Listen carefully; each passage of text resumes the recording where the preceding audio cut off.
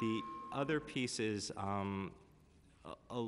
little bit sad. I was at the Homes Towers Association last night, and when I got there, I learned that one of the tenants in the building was crossing the street at 92nd and 1st and was hit by a garbage truck.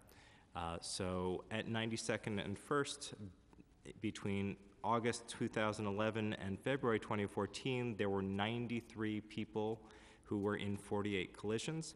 At 91st and 1st, there were 66 people in 33 collisions.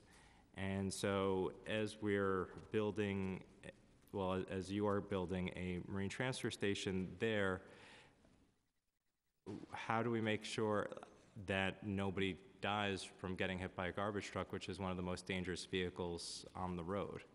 Right. No, certainly. I did hear about that tragedy of the private sanitation vehicle and the woman who I guess was hit very, very early, I think Monday morning. And certainly we take safety very, very, I think it's extraordinarily important. And we know how sensitive the community is that you represent about safety in that area. We are doing a lot of things as a department to try and make the department safer. We put all of our employees through defensive driving last year. We are adding side guards to all of our vehicles. One of the most dangerous things for pedestrians is to get pulled in under the back wheels, so that doesn't happen.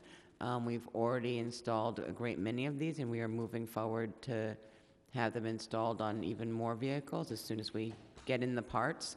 And, you know, we will look to continue to listen to the community about what more can be done. I guess the concern here is these are streets that even before this happened were identified as dangerous. We did a dangerous streets report. These are streets that, it's a corridor, First Avenue, that DOT is looking at as a priority corridor because of the number of accidents and deaths that we're seeing.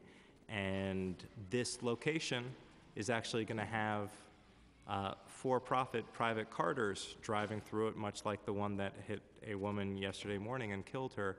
And so I guess, is a residential side street, 91st Street, the right place to have trucks driving when they're going to be interfacing with 2,278 residents of a NYCHA development just right there within a block? Are you talking about 92nd or 91st Street?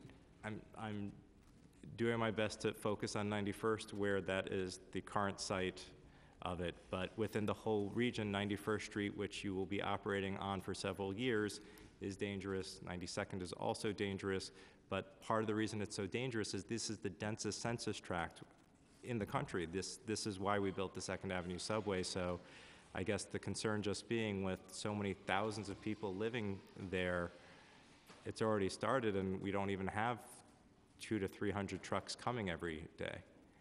Right. So I guess, is this still the right place to put a garbage This is dump? still the right place for us to be citing and supporting the solid waste management plan. Just for a little bit of clarity, and it's I don't think will be satisfying to you, but the trucks won't be actually physically on 91st Street because it's not they're going to be coming up from the south, from 86th, and coming up York into the facility because that's the truck route. So Fixed rate. I guess I know it's not completely a truck route for the whole length, but I think that was what was determined. Currently, sanitation has said that you'll put a flagger in front of the entrance.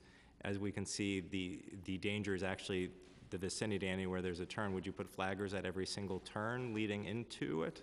And I guess the bigger question, which is a tough question I have to ask, is just how many people need to get injured, how many lives need to get lost before you say, you know what, people, humans, children, seniors, NYCHA residents can't be in the same place as a 300 truck a day route. I mean, one of the things that I understand your concerns, and we have committed to putting a pedestrian crossing guard there at the bottom of the ramp. We actually today are operating a facility that has to cross a bike lane on the west side every day. And so, you know, this is something that we have to work around. There are not a lot of places for my sites that are far, far away. And that's just, you can't hide me. And, you know, the same is true, and that people don't want my garages anywhere until I guess they get written up in Architectural Digest. I liked having your garage in my district. I will if you want to turn the 91st Street Marine Transfer Station into a garage, my It's community not big accepts enough. it. It's not big enough, but okay.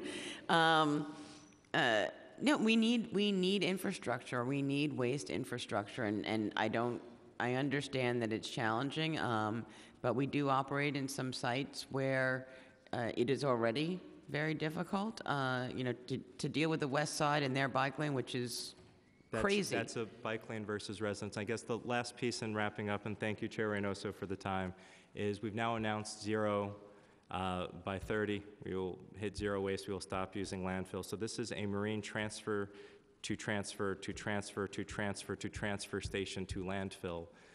Once we are done with landfill and processable waste, 14 years from now, what happens to this station?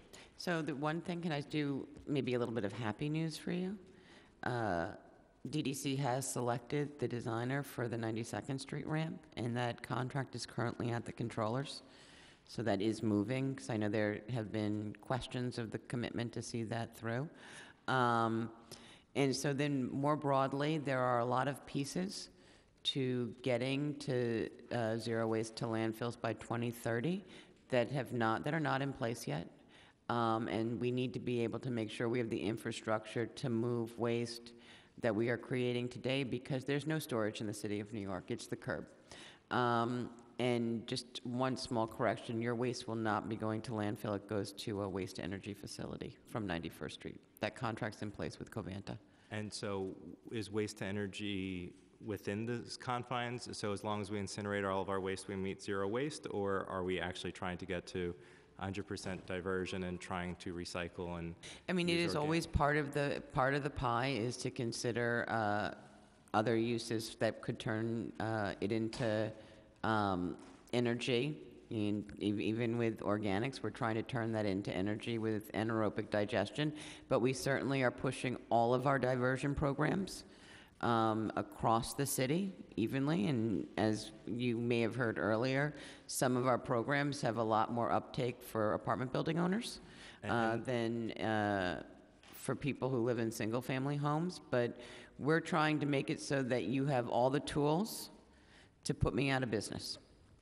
That is great, and along those lines, my understanding is my entire district, because of how many schools are participating in organics collection, qualifies for organics pickup and participation, All of the schools in your neighborhood should be in the organics program. which means all the buildings could participate. All the buildings have to do is apply, and we'll add them to the routes as they apply. Great, so we're doing an Earth Day event in my district, and we'd love to have Department of Sanitation do a presentation on how buildings can get organics collection as well as electronics recycling on site. And refashion, And what? and textiles. Yes, thank you. Thank you, Chair.